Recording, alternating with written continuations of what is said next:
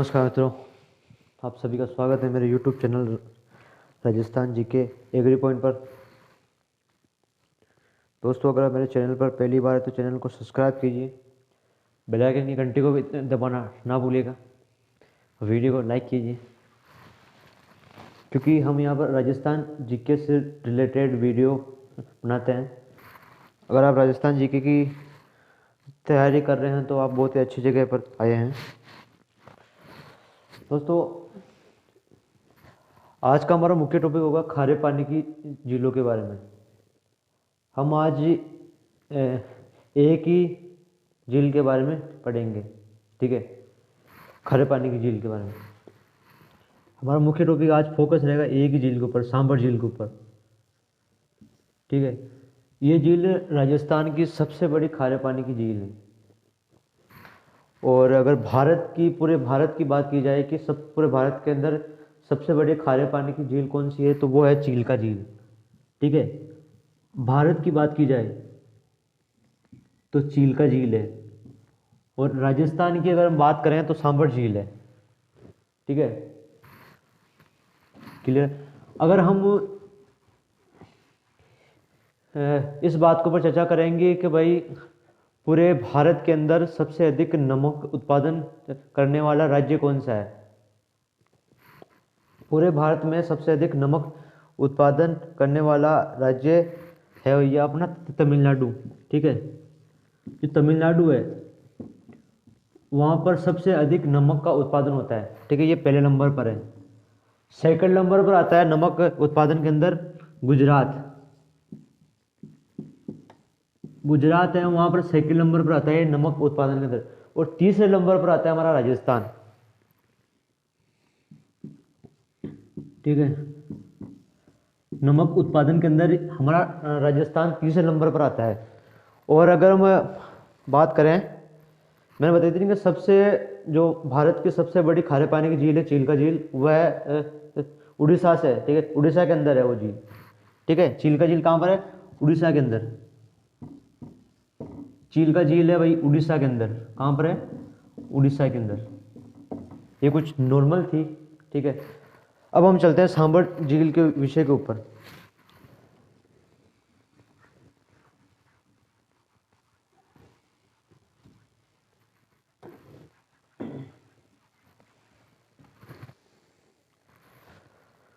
तो दोस्तों, अब हमारा मुख्य टॉपिक है सांभर झील, ठीक है। इस वीडियो के अंदर हम सांभर झील के विषय में पढ़ेंगे, क्योंकि विस्तार पूर्वक एक आप जब भी किसी चीज़ के बारे में पढ़े तो आप उसका एक मेन टॉपिक के अनुसार आप पढ़िएगा, ठीक है। मैंने सांभर झील का टॉपिक यहाँ पर लिया है, तो मैं सांभर झील का पूरा विवरण आपको मैं यहाँ पर बताऊँगा। और नेक्स्ट वीडियो आएगी तो जैसे हम आगे तरफ बढ़ते जाएंगे, ठीक है, झीलों के बारे में। तो आज की हमारी ये सांभर झील है, ठीक है।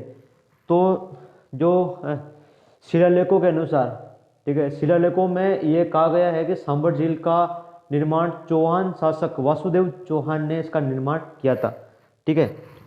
तो मैं यहाँ पर लिख देता हूँ, सांभर झील है, ठीक है। तो शिलालेखों में ये कहा गया है कि वासुदेव चौहान ने, किसने दोस्तों? वासुदेव चौहान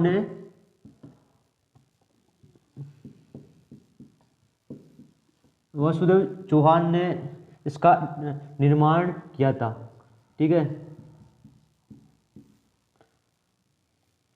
ये चौहान शासक रहे हैं। और सांभर झील के अंदर ये कहा गया है इतिहास के पन्नों के अंदर कि सांभर झील के अंदर चौहानों का शासनकाल अधिक रहा है, ठीक है। तो दोस्तों, इसके बारे में अब मैं सारी जो झीलें हैं, ठीक है, उनका एक ट्रिक है। जो खारे पानी की झील है उनको किस प्रकार से याद करना है हमको, ठीक है, उसका एक पहले मैं आपको वो ट्रिक बता देता हूँ। सॉरी, मैं भूल गया था, पहले वो ट्रिक आपको मैं बता देता हूँ। एक ट्रिक है दोस्तों, ट्रिक ऐसा है कि साड़ी का पल्लू कुत्ता फाड़े रे, ठीक है। ये एक ट्रिक है, ठीक है, ये एक ट्रिक है खारे पानी की झीलों को याद करने का ये ट्रिक है। इस लाइन के अंदर मैं सारी खारे पानी की झील कौन कौन सी है उसके बारे में आपको बताऊंगा। जो पहला शब्द है साड़ी, ठीक है, पहला ये वाक्य है साड़ी, उसके अंदर ये स है, ठीक है, ये सा है, इस सा से निकल रहा है भैया सांबर, ठीक है, जो कि जयपुर के अंदर स्थित है। दूसरी है डीडवाना, दूसरी कौन सी है, डीडवाना। तीसरी ये का है, ठीक है, ये इस कहां से बन रहा है, इस कहां से कुछ नहीं बनेगा, ये का साइलेंट है, ठीक है, इसके अंदर से वाक्य को बनाने के लिए, जोड़ने के लिए ये लिखा गया का, इसमें साइलेंट है। पे से बन रहा है, ये पल्लू का पे से बन रहा है पचपदरा, पंचपंद्रा, ठीक है। लू से बन रहा है लुणकसर,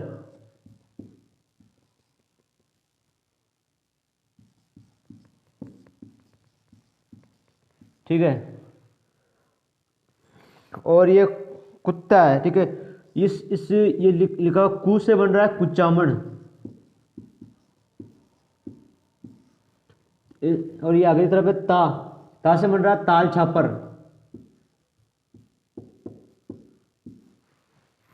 ठीक है। अगला है फाड़े रे, ठीक है, इस फे से बन रहा है, इस फे से कुछ नहीं बनेगा, ये फे साइलेंट है, और डे से बन रहा है डेगाना, ठीक है, ये फे साइलेंट है, डे से बन रहा है डेगाना, और रे से बन रहा है रेवासा, ठीक है। ये प्रमुख खारे पानी की झील है, इसका ये ट्रिक है, इस ट्रिक के माध्यम से आप इनको याद कर सकते हैं, ठीक है। तो मैं आप इसे नोट कर लीजिएगा, हो गया, ठीक। अब आता है वापस हम सांबर झील के ऊपर। ये ट्रिक मैंने बताया कि खारे पानी की सारी ये झीलें है, इस ट्रिक से अगर आप एक एक को इसी तरह याद करेंगे तो आपके लिए थोड़ा बहुत मुश्किल हो जाएगा। वैसे मुश्किल तो हर चीज़ में होता है, लेकिन आप अगर इस ट्रिक के माध्यम से अगर ये चीज़ याद करेंगे तो आपको जल्दी याद हो जाएगा। अब हम चलते हैं सॉरी, सांबर झील के ऊपर। पहले मैंने स्टार्टिंग मैंने इस विषय के ऊपर कर दी थी, लेकिन फिर मैं ये ट्रिक थोड़ा भूल गया था, ट्रिक को बताना पहले बहुत ज़्यादा जरूरी था। अब हम चलते हैं सांबर झील के ऊपर। तो मैंने बताया था कि सांबर झील का निर्माण तो वासुदेव चौहान ने किया था, ठीक है, इसका निर्माण लिख देता हूँ, निर्माण किया था वासुदेव चौहान ने, ठीक है, वासुदेव चौहान ने। मैं फिर से लिख देता हूँ इस चीज को, वासुदेव चौहान ने सांबर झील का निर्माण किया था, वासुदेव चौहान ने, ठीक है दोस्तों। अब आता है हमारा अगला विषय यह है कि यहाँ पर सांबर झील के अंदर जो नमक का निर्माण होता है वो कौन सी विधि के द्वारा होता है, तो वो क्यारी विधि के द्वारा यहाँ पर नमक का निर्माण होता है। कौन सी विधि है, क्यारी विधि, ठीक है। बड़ी बड़ी क्यारियाँ, इस विधि में क्या होता है कि बड़ी बड़ी क्यारियाँ बनाकर उसके अंदर नमक डाल देते हैं, फिर क्या करता है कि ये धूप के द्वारा, ठीक है, धूप के द्वारा जो क्या वो उस नमक के अंदर जो पानी रहता है वो धूप के कारण वो वाष्प बनकर उड़ जाता है, बाद में बचता है नमक, ठीक है। तो इसी प्रकार से यहाँ पर सांबर झील के अंदर इसी प्रकार से नमक का निर्माण होता है, तो वो क्यारी विधि के द्वारा यहाँ पर नमक का निर्माण होता है। और अगर हम यहाँ की बात करें कि सांबर झील की लंबाई कितनी है, ठीक है, तो सांबर झील भाई साहब, सांबर झील 32 किलोमीटर इसकी लंबाई है, ठीक है, कितनी है, 32 किमी की इसकी लंबाई है, ठीक है, 32 किमी इसकी लंबाई है। और अगर हम इसकी चौड़ाई की अगर बात करें तो 3 से 12 किलोमीटर इसकी चौड़ाई है, कितनी है, 3 से 12 किलोमीटर इसकी चौड़ाई है, 3 से 12 किमी इसकी चौड़ाई है, लंबाई 32 किलोमीटर, चौड़ाई 3 से 12 किलोमीटर, ठीक है भाई। अब नेक्स्ट थोड़ा बोर्ड छोटा है इसलिए प्रॉब्लम होगी, बड़ा बोर्ड भी देखेंगे फिर। इतना हो गया, अब किसी चीज़ को कर रहे हो तो उसके ऊपर क्या नोट्स बनाइए, ठीक है। अब ऑनलाइन तरीके से इस चीज़ को पढ़ रहे हैं, ऑनलाइन तरीके से भी इस चीज़ को करिए, और आपके पास कोई भी बुक है, कोई भी इंपॉर्टेंट बुक है तो उसके द्वारा पढ़ रहे हैं तो उसमें से आप इंपॉर्टेंट टॉपिक है अपना एक नोट्स बनाइए, उससे बहुत ज़्यादा फायदा होता है। मतलब चौड़ाई की बात अपनी हो चुकी है, ठीक है। अब विषय आता है कि भाई सांबर झील कहाँ कहाँ पर बहती है, ठीक है। तो सांबर झील अपनी 3 जिलों के अंदर ये बहती है। पहला जिला आता है, ठीक है, 3 जिलों में बहती हुई, 3 जिलों में ये बहती है, 3 जिलों में बहती है, ठीक है। पहला जो जिला आता है भाई, पहला इसका मेन जो मुख्य है ना जिला, जहाँ पर सबसे ज़्यादा इसके प्लांट वगैरह है लगे हुए हैं, वो जयपुर ही है, ठीक है। जयपुर ये मेन, तो जयपुर से फिर क्या करती है ये नागौर में भी कुछ भाग तक ये बहती है, और फिर ये अजमेर में भी बहती है, ठीक है। तो इस मैंने बताया था ये 3 जिलों में बहती है। तो इस विषय के ऊपर हम एक वीडियो एक और बनाएंगे, वो भी आप देख लीजिएगा।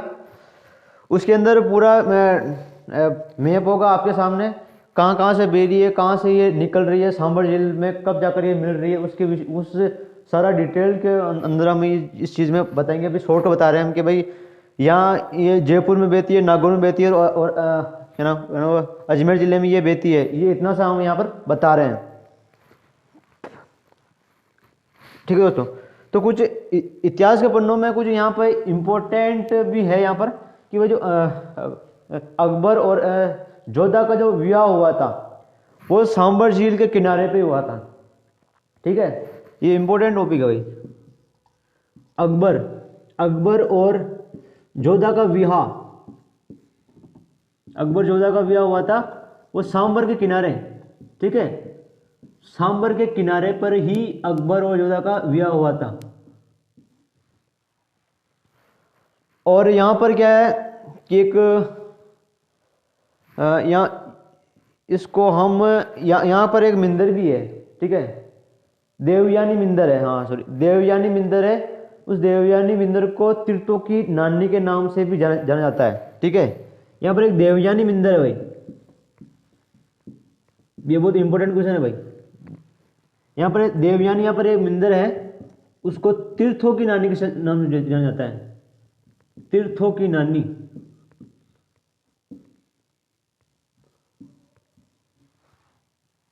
ठीक है। देवयानी यहाँ पर एक मंदिर है, उसको तीर्थों की नानी के नाम से जाना जाता है। अगला हमारा टॉपिक आता है भाई कि जो संत दादू दयाल है, ठीक है, संत दादू दयाल का भी सांबर झील से एक संबंध रहा है, ठीक है। उस विषय में हम पढ़ते हैं। संत दादू दयाल का संबंध यहाँ पर किस विषय में रहा है वो चीज़ हम पढ़ते हैं।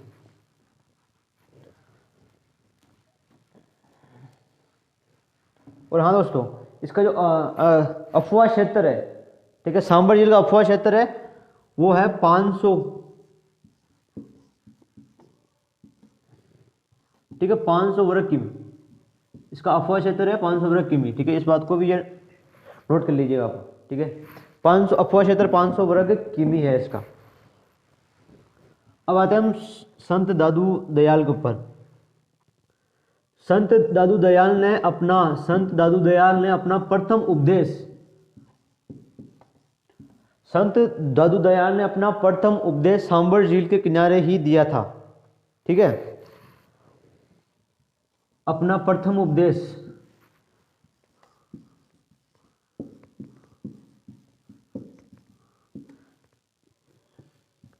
यहीं पर दिया था। संत दादू दयाल ने अपना प्रथम उपदेश सांबर झील के किनारे पर ही दिया था।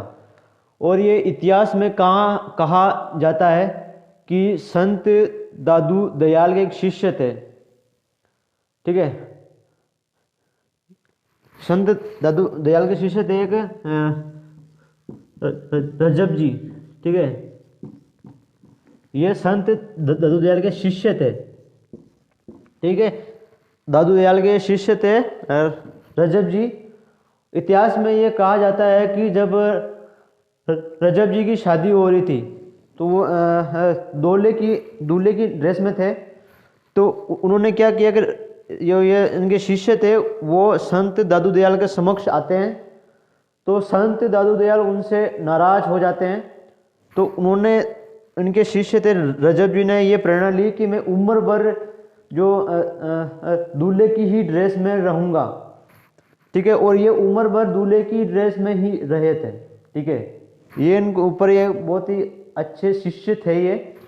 और जब दादू दयाल जी की मृत्यु हो गई थी, ठीक है, उनके मृत्यु के उपरांत इनके शिष्य ने ये प्रेरणा ली थी कि मेरा इस दुनिया में कोई नहीं है। मैं उस समय उन्होंने अपनी आंखों को बंद कर लिया था और उम्र भर आंख को बंद ही रखा था, ठीक है, देखे नहीं थे। बाद में इनके दादू दयाल जी के मरने के बाद में इन्होंने अपनी आंख कभी भी खोली नहीं थी, ठीक है, ये भी इनके ऊपर फैक्ट बनता है। कुछ इंपॉर्टेंट टॉपिक थे इसलिए मैं बता रहा हूँ।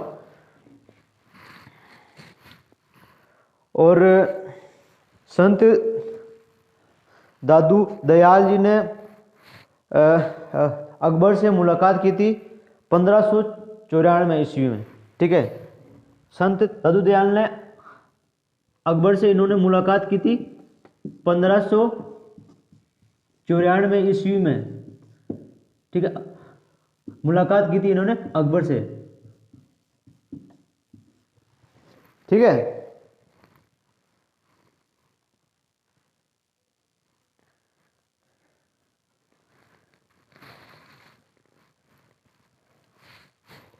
ये हो गया इन थोड़ा बेसिक है ये दादू दयाल जी के बारे में।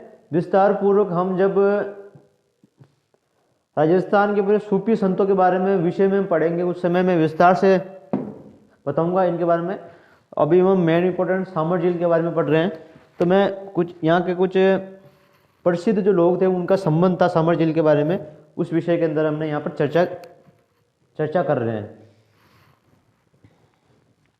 दोस्तों, पूरे भारत में जितना नमक उत्पादन होता है, ठीक है, पूरे भारत में जितना नमक उत्पादन होता है उसका 8.7% नमक उत्पादन सामर झील के अंदर ही होता है, ठीक है, 8.7% नमक सांबर में होता है। पूरे भारत का जितना नमक होता है 8.7% उत्पादित होता है सांबर में, ठीक है, यहाँ पर यह उत्पादित होता है 8.7% नमक सांबर में ही उत्पादित होता है, ठीक है। और यहाँ पर जो सांबर झील के अंदर कौन कौन सी जो नदियाँ है वो इसके अंदर गिरती है, उस विषय के अंदर हम विस्तार से वीडियो बनाएंगे। आपको मैंने पहले ही बोला था, फिर मैं आपको बता देता हूँ कि कौन कौन सी नदियाँ सांबर झील के अंदर आकर गिरती है।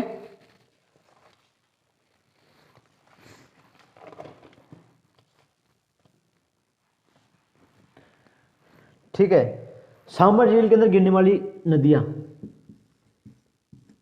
सांबर में गिरने वाली नदियां, ठीक है, पहली आती है भैया अपनी,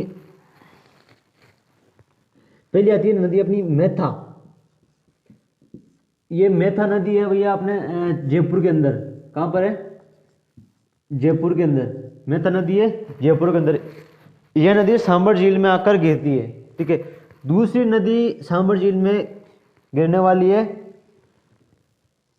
मेढा, तीसरी है खंडेल और चौथी है खारी, पांचवी है भैया रूपनगढ़। रूपनगढ़, ठीक है। इसमें ये मेंढा और खंडेल नदी वो बहती है भैया सिक्कर के अंदर, ठीक है, ये सिक्कर में बहती है। और खारी और रूपनगढ़ बहती है अपने यहाँ पर अजमेर के अंदर। इस विषय के ऊपर भी हम एक वीडियो बनाएंगे, वो बाद में बनाएंगे। ये नदियाँ कहाँ कहाँ से निकलती, जब नदियों के टॉपिक में हम आएंगे उस समय ये वीडियो में बनाएंगे। तो ये मेथा, मेढक, खंडेल, खारी, रूपनगढ़, ये प्रमुख जो नदियाँ है वो सांबर झील के अंदर अंदर आकर गिरती है। ठीक है,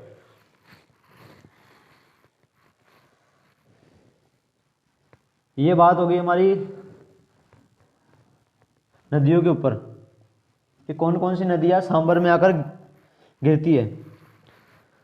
अगला हमारा विषय है कि 1980 के अंदर रामसर कन्वेंशन के अंदर इस सांबर झील को सम्मिलित कर लिया गया था 23 मार्च 1980 के अंदर। ठीक है, 23 मार्च 1980 को रामसर कन्वेंशन के अंदर इसको सम्मिलित कर लिया गया था। रामसर कन्वेंशन के अंदर इसे सम्मिलित कर लिया था, कन्वेंशन में सम्मिलित किया था सांबर झील को।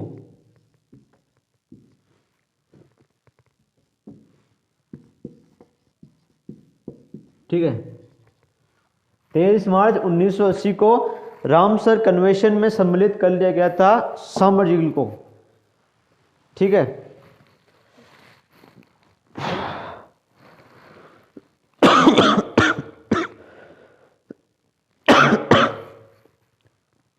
ये हो गया अपना टॉपिक क्लियर। और जो